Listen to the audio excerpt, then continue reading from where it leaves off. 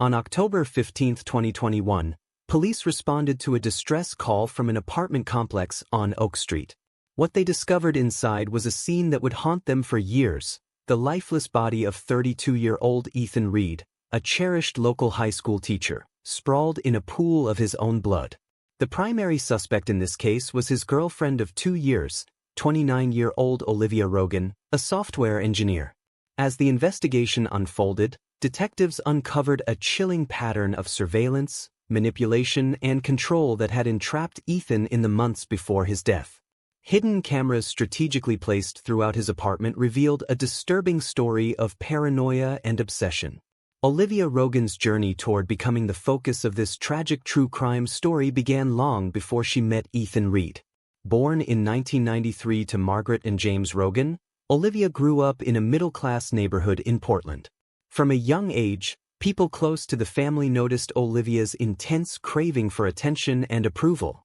Margaret Rogan, reflecting on her daughter's early years after Olivia's arrest, described her as a remarkably bright child, always excelling in her studies but struggling to build lasting friendships.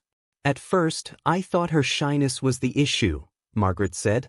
"But as she grew older, I saw how possessive she became of her few friends.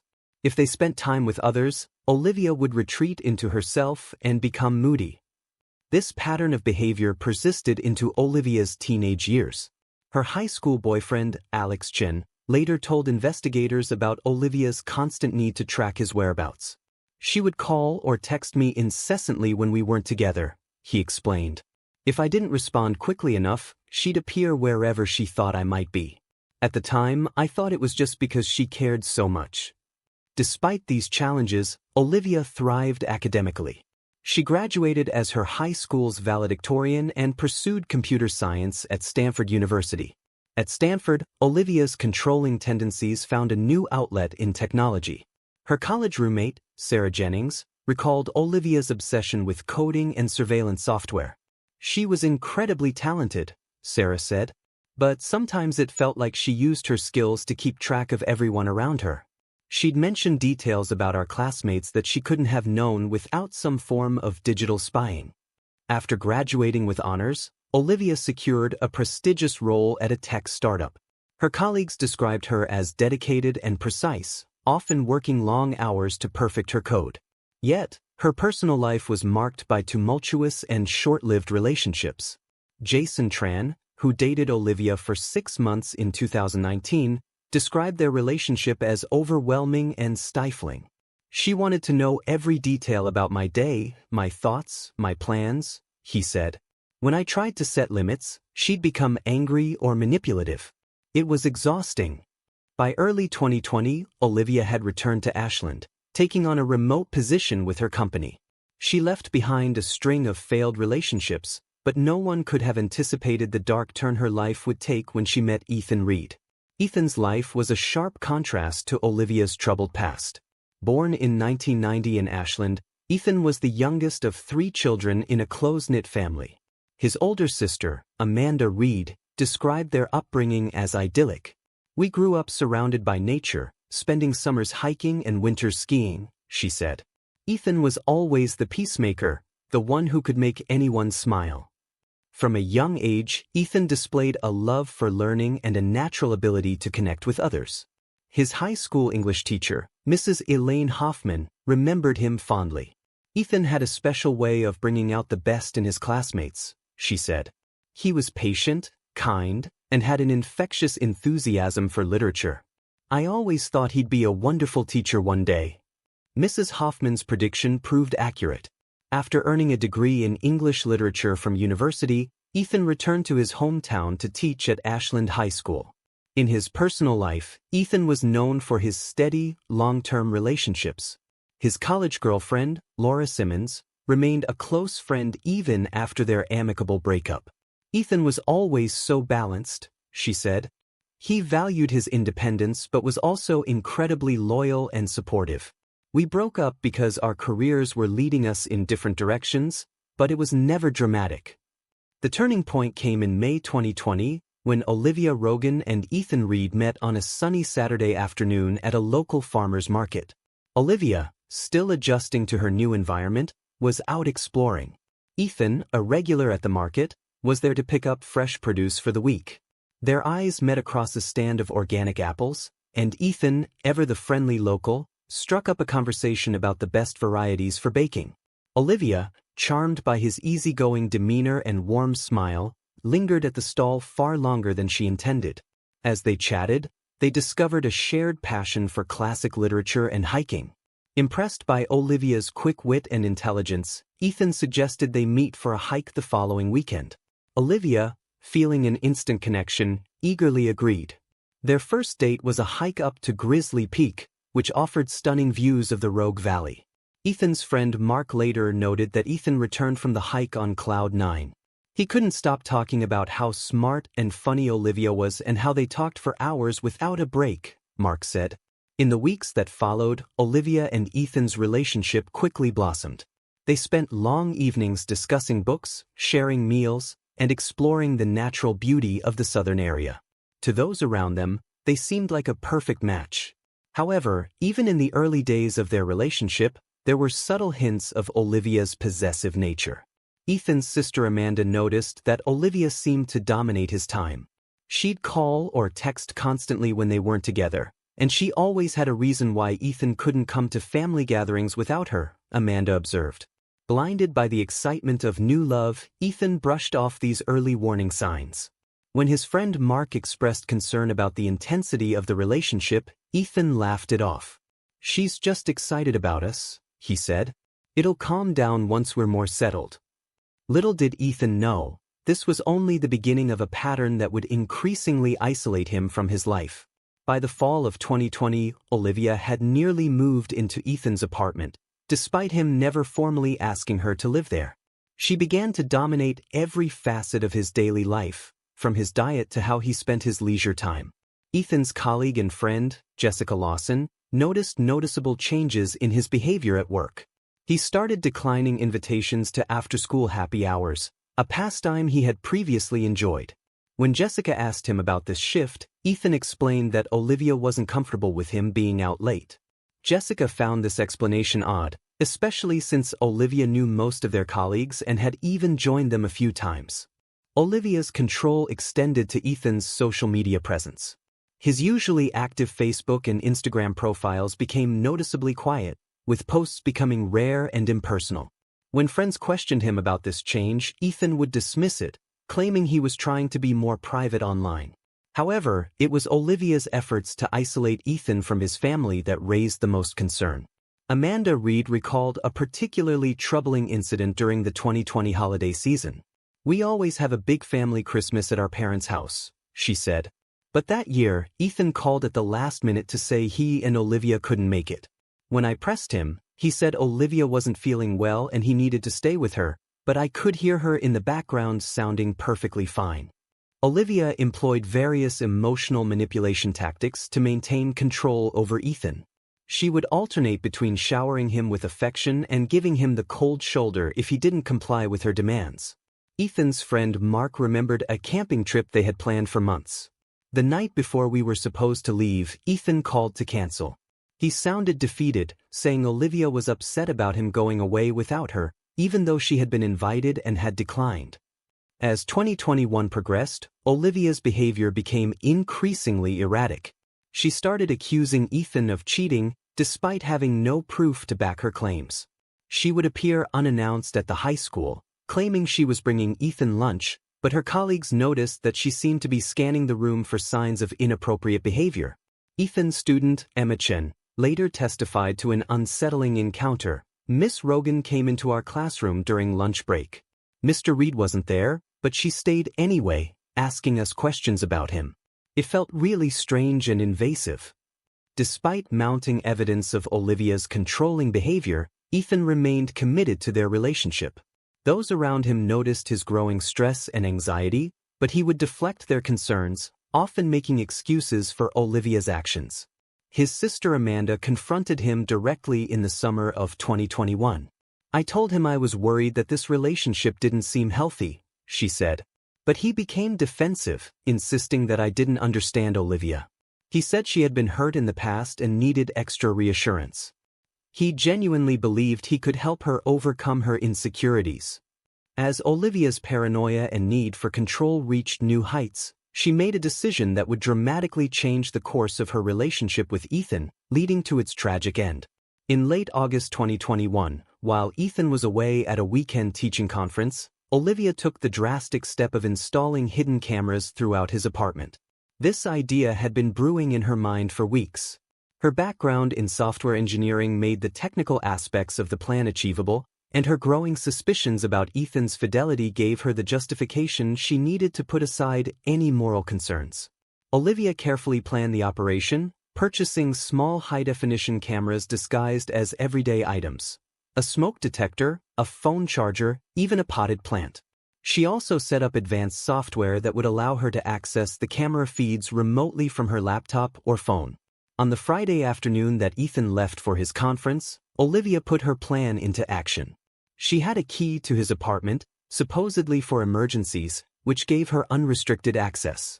Over the next several hours, Olivia meticulously placed cameras in the living room, kitchen, bedroom, and even the bathroom, ensuring every corner of Ethan's private space was under surveillance. With the cameras set up and the software running, Olivia left the apartment, her heart pounding with a mix of anticipation and guilt. She convinced herself that this was a necessary step to alleviate her fears and fully trust Ethan. The initial days of monitoring brought no significant findings. Olivia observed Ethan going through his daily routine, grading papers, preparing lessons, and talking on the phone with his sister. Instead of easing her suspicions, the lack of incriminating evidence only intensified Olivia's paranoia. She fixated on minor details, such as why Ethan smiled at a text message or who he might have been waiting for outside the window. David Cho, Olivia's colleague, later noticed changes in her behavior at work during this period. She seemed distracted and was constantly checking her phone, he said. I caught a glimpse of her screen once, and it looked like a video feed, but she quickly closed it when she saw me looking. As days turned into weeks, Olivia's obsession with the camera feeds grew. She began neglecting her work, her sleep deteriorated, and her interactions with Ethan became increasingly strained as she struggled to keep her secret. One evening, while reaching for a book on his shelf, Ethan noticed that several volumes were slightly out of place. He distinctly remembered organizing them just days before. In the bathroom, his toiletries seemed rearranged, though he couldn't pinpoint exactly how. More unsettling were the times he felt as though he was being watched. He'd be grading papers in the living room and suddenly feel a chill on the back of his neck, as if someone's eyes were on him. Yet, when he looked up, he was alone. Jessica Lawson, Ethan's friend and fellow teacher, recalled a conversation they had during this period. He mentioned feeling on edge in his own home, she said. He laughed it off, saying it was probably just work stress, but I could tell it was really bothering him. Olivia's behavior added to Ethan's growing discomfort. She started making comments about his daily activities that she shouldn't have known about.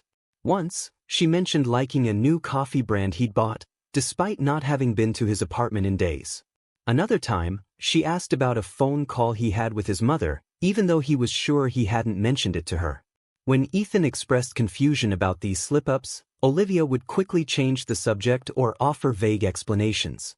You must have mentioned the coffee in passing, she'd say, or perhaps his mother had told her about the call. As his unease grew, Ethan began to question his own memories and perceptions. Am I just being paranoid? He wondered. Is the stress of work getting to me? Despite his efforts to rationalize the strange occurrences, Ethan couldn't shake the feeling that something was deeply wrong. He started paying closer attention to his surroundings, noting any changes or oddities in his apartment. He even considered confiding in his sister Amanda but hesitated, worried that his concerns might seem irrational or that he might be overreacting. The moment of revelation came on an October evening in 2021. Ethan had been grading papers late into the night, the soft glow of his laptop illuminating the living room. As he stretched and prepared to call it a night, his elbow accidentally knocked a small potted plant off the side table. The pot shattered on the hardwood floor, scattering soil and ceramic shards across the room. As Ethan knelt to clean up the mess, something caught his eye amid the debris, a tiny lens, no larger than a pencil eraser, glinting in the low light. His heart racing, Ethan carefully extracted the object from the soil. It was a miniature camera, expertly concealed within the base of the plant. The discovery sent a shiver down Ethan's spine. With trembling hands, he began a frantic search of his apartment. Over the next hour, he combed through his home, uncovering hidden cameras that confirmed his worst fears. Ethan's discovery of hidden cameras left him reeling. In the smoke detector, a picture frame, and even the showerhead, he found 6 more covertly placed devices. The weight of realizing his most personal moments had been monitored overwhelmed him. Suddenly, everything fell into place. Olivia's peculiar comments, her eerie knowledge of his daily life, and the unsettling feeling of being watched made a horrifying kind of sense. The woman he had loved and trusted had betrayed him in the most intimate way imaginable. In a daze, Ethan reached out to his sister Amanda, the one person he knew he could rely on. Even though it was past midnight, she picked up on the second ring, her concern palpable. "Ethan, what's wrong?" she asked, her voice laden with worry. Choking back tears, Ethan explained the disturbing revelation. Amanda, initially stunned, quickly shifted to anger on his behalf. "You need to get out of there," she urged. "Pack a bag and come to my place. We'll figure this out together." Torn between confronting Olivia and grappling with the betrayal, Ethan felt paralyzed. He was deeply hurt, struggling to reconcile the person he thought he knew with the reality of her invasive actions. Ultimately, Amanda's calm guidance helped him focus on what to do next. "Document everything," she advised. "Take pictures of the cameras and save any recordings. We'll go to the police in the morning." As dawn broke over Ashland, Ethan sat among the remnants of Olivia's surveillance setup, his phone buzzing with a text from her, "Good morning, babe. Sleep well." The irony of her casual tone stung sharply. Taking a deep breath, Ethan responded with a message that would trigger the final, tragic chapter of their relationship. "We need to talk. Come over as soon as you can." When Olivia arrived later that morning, her usual smile faltered at the sight of Ethan's stern expression and the disassembled cameras laid out before him. A heavy silence filled the room before Olivia's mask of composure cracked, tears welling in her eyes. "Ethan, I can explain," she began, her voice trembling. Ethan, maintaining a calm demeanor, outlined the betrayal and invasion of privacy with chilling clarity. Olivia's confidence evaporated as her deception was laid bare. In a desperate attempt to justify her actions, Olivia spoke of her insecurities and her fear of losing Ethan. She claimed that proving his faithfulness would help her feel secure in their relationship. Her explanations were frantic and imploring, but Ethan remained resolute. "I can't be with someone who would do this," he stated firmly. "We're done. I want you to leave." Olivia's demeanor shifted abruptly. Her tears dried up, replaced by a cold, angry glare. "You can't do this to me," she snapped. "We're perfect together. You're overreacting." As Ethan stood firm, Olivia's pleas turned to threats. She threatened to ruin his career by exposing embarrassing moments captured on camera. When those threats failed, she resorted to emotional manipulation, threatening self-harm if he left her. Despite her desperate measures, Ethan's resolve did not waver. He understood with painful clarity that their relationship could not recover from this betrayal. Realizing her tactics were futile, Olivia stormed out, slamming the door behind her. Ethan sank onto the couch, emotionally drained. Little did he know, Olivia's desperation was about to escalate into something far more dangerous. October 15, 2021, would become a day forever marked by tragedy. The day began normally, with no sign of the impending disaster. Ethan, still shaken from the confrontation, had called in sick to work. He spent the morning with Amanda, planning to file a police report about the hidden cameras. As evening approached, he decided to clear his head with a walk, leaving his phone behind to avoid any messages from Olivia. During his absence, Olivia made a final, fatal return to Ethan's apartment. Neighbors later reported seeing her enter the building with a determined look on her face. Using her key, she let herself in, her mind a tumult of anger, desperation, and twisted self-righteousness. When Ethan returned home around 7 p.m., he was startled to find Olivia waiting for him in the darkened living room. Her presence was both unexpected and alarming. "Olivia, what are you doing here?" he asked, his voice trembling. Olivia's response was disturbingly calm. "We're going to fix this, Ethan," she said. "You'll see that we belong together." What followed was a heated argument that quickly spiraled out of control. Olivia alternated between pleading for another chance and hurling bitter accusations. Ethan, exasperated, demanded that she leave immediately. In a shocking turn, Olivia's fragile composure shattered. She pulled out a kitchen knife from Ethan's own drawer. The ensuing moments were a blur of violence and terror. Caught off guard, Ethan tried to reason with Olivia while backing away from the blade. Despite his attempts to disarm her without causing harm, Olivia's frenzied strength seemed nearly superhuman. Neighbors reported hearing shouting and breaking glass, with one calling 911. But help arrived too late. When the police finally broke into Ethan's apartment, they found him on the floor with multiple stab wounds, his life slipping away. Olivia sat beside him, the bloody knife still in her hand, staring blankly at the devastation she had caused. As paramedics rushed to save Ethan, Olivia offered no resistance when the police took her into custody. Her only repeated words were, "He was supposed to love me forever." Detective Sarah Angwin of the Ashland Police Department led the investigation, uncovering the full extent of Olivia's invasive surveillance. The evidence, digital records of monitoring and witness statements, painted a damning picture of obsession and premeditated violence. Ethan's family and friends were devastated, with Amanda struggling with guilt. "I knew something was wrong," she said tearfully. "I should have pushed harder, done more to get him away from her." As the investigation continued, more details of Olivia's troubled past emerged. Former colleagues and ex-boyfriends shared stories of her controlling behavior and emotional manipulation. Her parents, stunned by their daughter's actions, could only offer tearful apologies to Ethan's family.